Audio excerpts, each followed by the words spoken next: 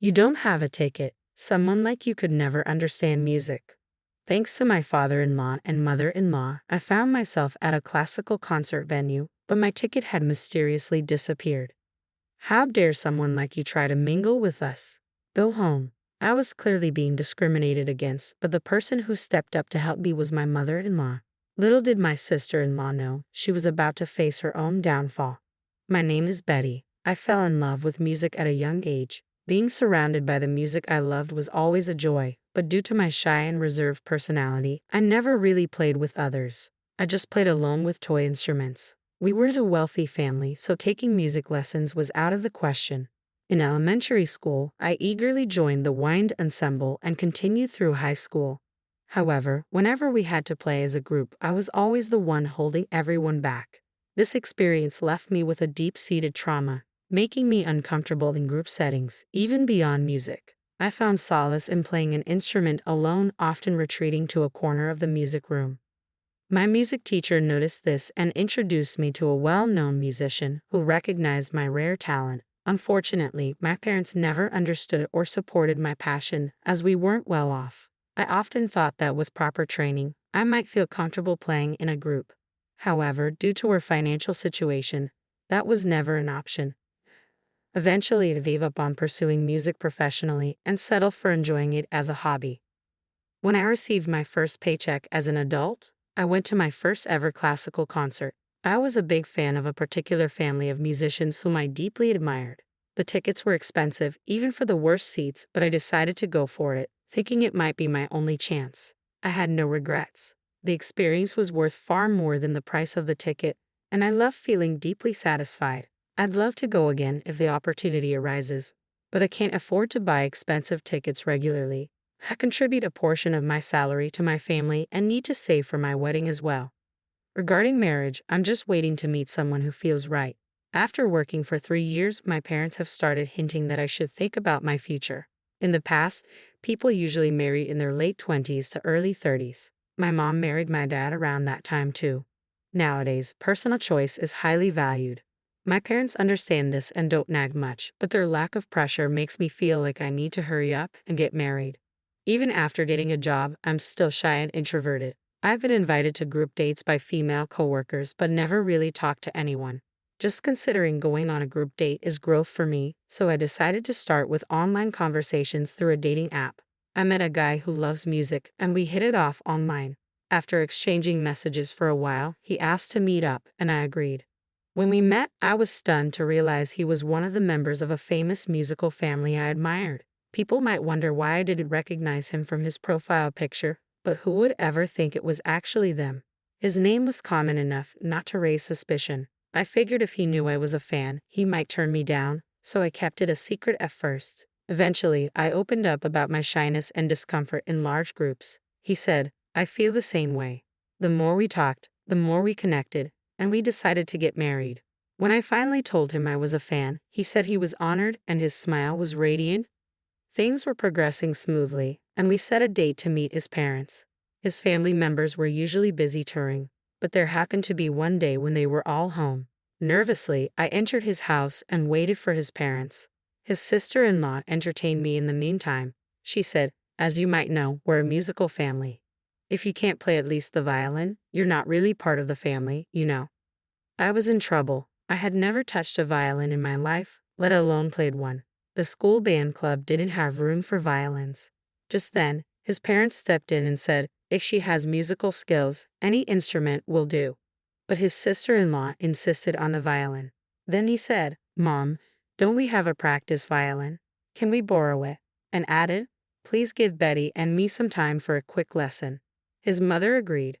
"Why not? It'll be interesting to see what you can do in about an hour with a string instrument, especially a violin." I wasn't confident I could make a sound in just an hour. "But trust me, Betty, you'll be fine," he said. I took his word for it and asked my mother-in-law if she'd lend me her violin. He had a practice room, and we spent an hour there. It was my first time with a violin one-on-one. Honestly, I was terrible, but "Twinkle, Twinkle, Little Star" is a song I know well, so imagining it was easy. I focused on putting emotion into my playing since my technique was non-existent. "You're doing great, Betty," my mother-in-law said. Just making the sound on the violin is hard.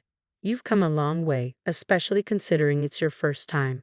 You're giving the music the respect it deserves." He also said, "You move me," and gave me a big round of applause. The only one who seemed unimpressed was my sister-in-law. She probably thought I would embarrass myself and never expected me to win over her mom. As a result, I was welcomed into this musical family and officially became a married woman. My relationship with my father-in-law and mother-in-law is good, but a troubling dynamic with my sister-in-law is emerging.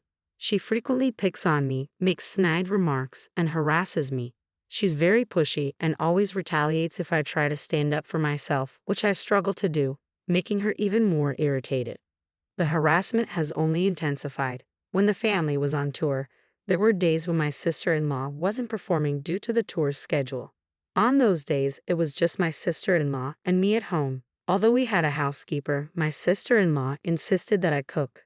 After tasting my meals, she criticized them as awful and poorly made. Even when she asked me to remake a dish, she would throw it away in front of me, claiming she didn't want to eat it anymore. She would even spill soup intentionally. Additionally, she would step on my back or put her foot on my head. During family dinners, she would often call me to the bathroom for no reason. "When will you learn proper table manners?" she demanded. "I don't want to share a table with someone like you." Although my husband, father-in-law, and mother-in-law believe I'm improving, she keeps saying, "I can't believe you can't even manage that." I don't think I'm as ill-mannered as she claims. Nevertheless, the sadness and frustration from not being acknowledged make me feel disheartened. After she leaves, I retreat to a quiet corner and wipe away my tears. My husband soon finds me and asks, "I was worried when you didn't come back." "Wait, why are you crying? Is she giving you a hard time? Don't hold back. Tell me everything." "What a sweet man," I almost said, but then I heard the joyful laughter from the family gathering and didn't want to disrupt the mood just for my own issues. If I could be patient, maybe it would help maintain the peace. "No, it's not like that. I get along with her," I said, "but you were crying." "I was just so happy to be married and accepted by everyone. I couldn't help but cry," I explained. My husband paused for a moment, then nodded in agreement. "Yeah, you're right." He took my hand and said, "Let's continue with dinner," leading me back to the table. It seemed like we might finally get some downtime from my father-in-law and mother-in-law. They even suggested attending a classical music concert as part of my welcome. Listening to various performers and interpretations from different conductors could be enlightening. They asked which concert I'd like to attend, and I recommended one they had previously enjoyed. They discovered they might be able to get tickets through a connection. However, my sister-in-law insisted on handling the tickets herself, claiming she had some influence with the people involved. On the day of the event, we arrived at the venue, and my sister-in-law went to the staff entrance. After a brief conversation with the staff, she returned with what looked like tickets. She distributed the tickets to everyone, but I didn't receive one. People who are broke wouldn't understand music anyway, right? "Excuse me, but you and I are on different levels. Know your place. Now go home. You don't belong here." My husband offered to check if there were any spare tickets available. However, not wanting to escalate the situation or make things uncomfortable for everyone, I decided it was best to leave and began to pull my husband away. "Wait, Betty, you're not the one who needs to leave. It's her who's always mistreating you," said my mother-in-law, who had been quiet until now. "Why me? Listening to music has nothing to do with being rich or poor. People have their own ways of enjoying it. It's not for others to interfere." My mother-in-law scolded my sister-in-law, who had always been cold toward me. "You think I don't know? It's clear something's been going on behind my back." "That's not true." "Really? I find your envious attitude far more impoverished," my mother-in-law retorted. My brother-in-law chimed in, "Aren't you always sleeping through concerts? It might seem like you're oblivious, but it's glaringly obvious," he chuckled. Sure, sister-in-law graduated from a music conservatory and won some awards, but she became complacent and stopped improving. You have to practice your instrument every day, or your skills will deteriorate. If you're going to lecture others on music, maybe you should first focus on improving yourself, my brother-in-law said. My brother-in-law regretted not being able to address his wife's lack of skill and attitude as a musician directly, but he couldn't bear the idea of causing harm to his brother's wife. "You have neither the awareness nor the ambition as a musician. I think it's time for you to leave our family. I'm tired of supporting someone with no promise of growth." It was an opportune moment for my sister-in-law to lash out. "You're one to talk, old lady. Your sense of music is so outdated that I can't even stand it.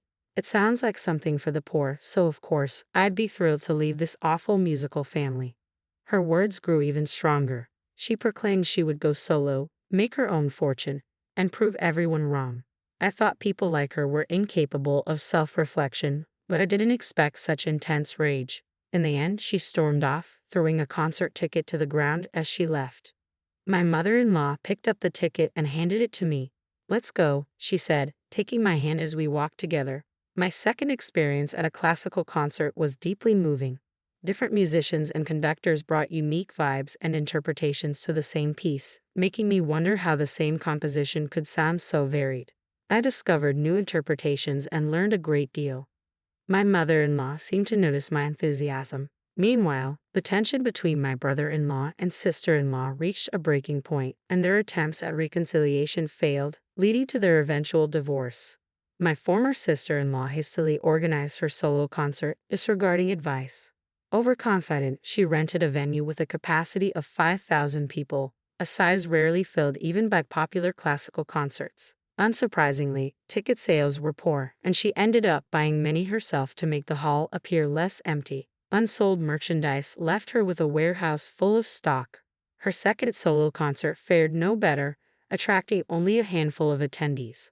Lacking both talent and a likable personality, she faced widespread online criticism. Unable to pay her staff or cover other expenses, she quickly fell into debt. Her street performances were met with harsh comments like, "You're terrible, stop annoying us," and even resulted in water being thrown at her. My mother-in-law suggested that I should receive professional music training, given my apparent talent. I was both surprised and delighted by the idea, though I felt it might be a bit late to start learning an instrument. However, it seemed like an opportunity I had thought I had missed was presenting itself once again, and I could hardly believe it. I was told I could choose the instrument, and I'm leaning towards the violin, especially since my husband has been helping me with it. My mother-in-law found an outstanding instructor renowned for nurturing many skilled violinists. I even began accompanying the family on their concert tours and assisting behind the scenes. Every day feels blissful as I immerse myself in music and notice my improvement. My current dream is to perform a solo with my husband